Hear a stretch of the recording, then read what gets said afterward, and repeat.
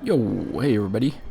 So yesterday I was working on a bike that has one of these Shimano Altus ST CT90 shifters, and it's got the dreaded, you shift the levers, and this one's getting a couple clicks in and then it just kind of goes unresponsive from there. So it's super common fix on these pretty much all older Shimano rapid fire style or trigger style shifters.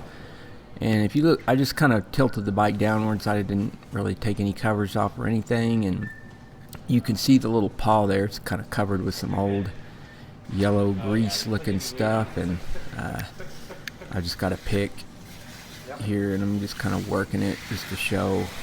You can see how slow that thing is moving. And truth be told, I already sprayed some PB Blaster in there, but just give a little demonstration. PB Blaster works really good, or works really well, or WD-40 works really well. But basically you want to break up that old grease. You can use really hot water in a pinch, that works as well also. So anyway, I'm just sprayed that in there, and then I'm just kind of working that little pick, or the little paw there. So that little spring, it's hard for that to overcome that thick grease that gets hard over time and kind of turns into a tar. So basically I've got that where it's functioning now.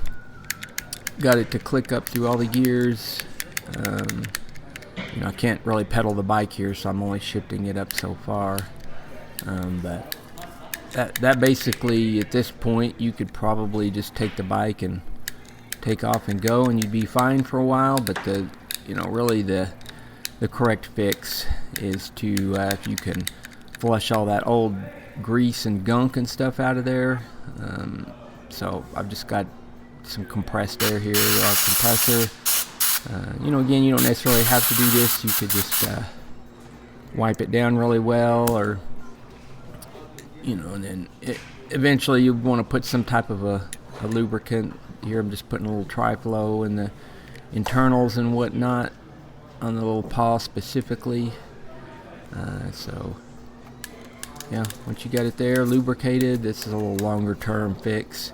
So I'm just gonna wipe her all down here and maybe clean it up with some isopropyl alcohol or denatured alcohol and get all that oily residue and everything off, especially if you blew it out there with compressed air. So yeah, that's it. Pretty quick little easy fix.